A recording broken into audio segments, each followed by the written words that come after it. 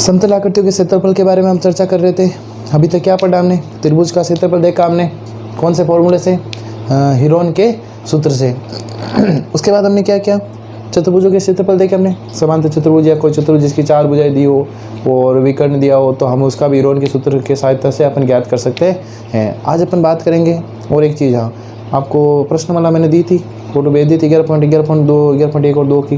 कुछ क्वेश्चन नहीं हुए तो उनको अभी रहने दो, अपन उनको बाद में देखें। अभी आप अपना थोड़ा बेसिक क्लियर कर लीजिए, तो एक ज़्यादा नहीं है इसमें, 1-2 चीज़ और है बस, वो समझने के बाद अपन उन क्वेश्चनों को वापस देख लेंगे। या फिर आप जो क्वेश्चन समझ में नहीं आए अच्छे से पेपर पे लिख दो, सेंड कर दो, ताकि मैं अच्छे से ज़्यादा क्वेश्चन हो जाएंगे तो फिर उनका अलग से एक वीडियो बना दूंगा, ताकि 8-10 क्वेश्चन हो तो अच्छे से आप एक बार में समझ लो और आप लगातार कोशिश करते रहो। तो अपन चर्चा करेंगे आज चक्रीय चतुर्भुज का क्षेत्रफल।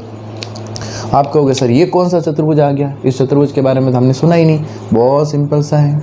क्या चतुर्भुज है? देखो, अब आप कहोगे सर चक्रीय चतुर्भुज कह रहे हो ना, आपने तो वर्त बना दिया। ध्यान से देखना, इसको हम वर्त की परिधि कहते हैं। वर्त के चारों लगाई गई चक्कर बाउंड्री, इस परिधि पर स्थित कोई चतुर्भुज, मतलब कह सकते हैं एक ऐसा चतुर्भुज जिसके चारों शीर्ष वर्त की परिधि पर स्थित हो। किसके ऊपर स्थित हो? वर्त की परिधि के ऊपर स्थित हो। एक ऐसा चतुर्भुज जिसके चारों शीर्ष वर्त की परिधि के ऊपर स्थित हो, क्या कहलाता है? चक्रीय चतुर्भुज कहलाता है। अब आप कहोगे सर और कोई नया फॉर्मूला है? मैं कहूँगा बिल्कुल है, ये देखो बहुत अच्छा सा फॉर्मूला है। s - a, s - b, s - c और s - d। ध्यान रखना यहाँ एस नहीं है ना, एस यहाँ पे नहीं है, बाकी वही प्रोसेस। अब आपको एस भी पता होगा, ABCD भी आपको पता है। ABCD क्या है? 4 भुजाएं, जैसे आपको ये दे दिया 36, 77, 75 और आपके 40। पहले क्वेश्चन लिया मैंने आपको समझाने के लिए। सबसे पहले आप क्या निकालोगे? एस निकालोगे, तो 36 + 77 + 75 + 40 बटा कितना? 2 अर्ध परिमाप चतुर्भुज, चक्रीय चतुर्भुज का अर्ध परिमाप। ये कितने हो गए आपके? 7 × 5 = 12 और 6 = 18, 5 7 5 12, 12 और 7 19, 20 21 22, 228/2 114। एस का मान आ गया 114 - ए मतलब पहली भुजा 36, 114 माइनस आपके 77, 114 माइनस आपके 75 और 114 माइनस 40। बहुत सिंपल क्वेश्चन है। अब बस कुछ नहीं, वैसे ही करना है जैसे हमने पिछले क्वेश्चनों में किया था। 14 में 6 गए तो आपके 8 और 10 में 3 गया तो 7, 78।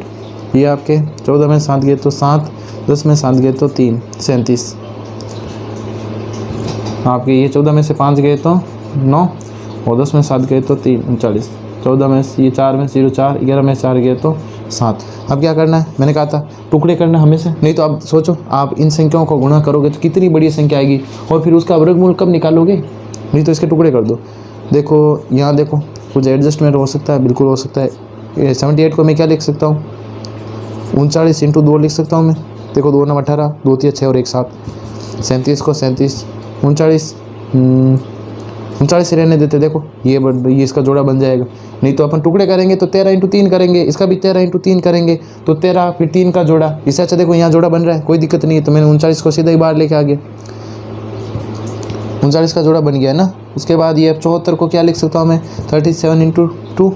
ये देखो 37 का भी जोड़ा बन गया, तो 37 और ये इंटू में कितना बचा? ये 2 का जोड़ा बन गया। ये देखो सारे बाहर आ गए और ये आपके क्या है? आंसर है। गुणा करके देखो गुणा करना तो काम मेरा नहीं होता, काम आपका है। मैंने आपको अच्छे से समझा दिया। अब इसका जितना आंसर आता है आप क्या करोगे? मुझे कमेंट बॉक्स में करके बताओगे कि सर इतना आंसर मेरा है। देखते हैं आज कौन करता है सबसे पहले। तो चक्रीय चतुर्भुज आपके कंप्लीट हो गया। क्या है? फॉर्मूला है, वैल्यूज रखनी है, एस का मान ऐसे याद करना है। यहाँ ध्यान रखना है, यहाँ कोई एस वैसा नहीं होता, बस ये फॉर्मूला है। तो आपके चक्रीय चतुर्भुज कंप्लीट हो गया। एक थोड़ा सा समलंब चतुर्भुज के बारे में देख लेते हैं अपन, इसका कैसे निकालते हैं। आपको चक्रीय चतुर्भुज का क्षेत्रफल ज्ञात करने के लिए 2 क्वेश्चन भी है। आपके जो 3 नंबर और 4 नंबर जो आपको दिख रहे हैं, ये आपको ही करने और इनके आंसर भी आपको ग्रुप में भेजने हैं, ठीक है। इसके बाद अपन दूसरे समलंब चतुर्भुज के बारे में देख लेते। समलंब चतुर्भुज क्या कह रहा है? देखो डायग्राम बनाते हैं। समलंब चतुर्भुज का क्षेत्रफल ज्ञात जिसकी समांतर भुजाएं कितनी है? 65। एक है आपके कितनी? 65। ये आपके हो गई मान लो 65। समांतर समलंब चतुर्भुज में तो समझते होंगे ना, भुजाओं का एक युग्म समांतर हो, दूसरा कैसा हो, प्रतिच्छेदी, कुछ इस टाइप में होता है। ये आगे बढ़ने पर आपस में काटती है, ये आपस में कभी नहीं काटती, ऐसा कुछ होता है ना। एक भुजाओं का युग्म समांतर होता है, दूसरा क्या होता है, प्रतिच्छेदी होता है। तो ये हमने 65 रखा और दूसरी समांतर भुजा क्या है 50 है, ये हमने कितना रखा 50 रखा। और असमांतर भुजा है 20, ये मान लिया हमने कितनी है 20 है, और ये मान लिया हमने कितनी है 25 है। ये आपके इसका क्षेत्रफल निकालना है। देखो समलंब चतुर्भुज का क्षेत्रफल ऐसे हमने फील्ड बुक में निकाला था, याद है तो आपको 1/2 समांतर भुजाओं का योग, तो समांतर भुजाओं का योग निकाल सकते हैं, लेकिन उनके बीच की दूरी भी तो ज्ञात करनी पड़ी थी। और जब बीच की दूरी नहीं हो तो इनका क्षेत्रफल कैसे निकालोगे, बहुत ही सिंपल सा तरीका क्या है, इसको यहाँ से एक समांतर लाइन इसके समांतर या इसके बराबर सीध में, या अपन कह सकते हैं ये 50 है ना, यहाँ से भी इसको माप के 50 रख लो। कितना रखना हमें 50 रखना, कितना जैसे 50 मान लेते हैं, ये 65 है पूरा ये 65 है, इसमें से हमने 50 जैसे यहाँ तक आया, तो यहाँ जहाँ 50 है उसको हमने यहाँ से मिला दिया। ये देखो इसके समांतर हो गई, कितनी हो गई ये 20 हो गई। अब ये देखो ये कितना हो गया 50, तो ये पीछे कितना बचा 15, क्योंकि टोटल कितना था 65 था, 65 जो भी यूनिट सेंटीमीटर मीटर लगा देना, सेंटीमीटर है ना, तो ये आपके 15 हो गया। ये अब आप सिंपल सा तरीका, सबसे पहले इसका क्षेत्रफल फिर इसका।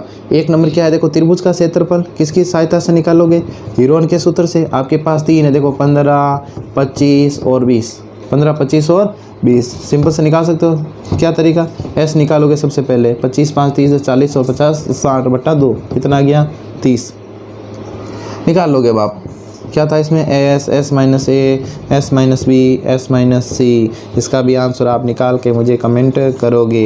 एक नंबर का निकाल लिया। फिर 2 नंबर क्या देखो, आमने सामने की भुजाएं बराबर है, आमने सामने की भुजाएं क्या है बराबर है। वैसे आप खुद इसका क्षेत्रफल आराम से क्या कर सकते हो, निकाल सकते हो। और इसका और इस दोनों का निकाल करके आपको क्या करना है, फिर ऐड करना है, और ऐड करने के बाद आप क्या करोगे, ग्रुप में भेज दोगे। तो 1 नंबर और 2 नंबर का क्षेत्रफल अच्छे से ज्ञात करना है आपको, फिर दोनों को ऐड करना है। और देखो 1 नंबर का तो हीरोन के सूत्र से, 2 नंबर का आप अपने दिमाग लगाना कैसे आप कर सकते हो, वैसे आप कोशिश करना, और फिर नहीं होगा तो आगे अपन देखेंगे। ठीक है, देखते हैं कौन कौन कर पाते हैं। तो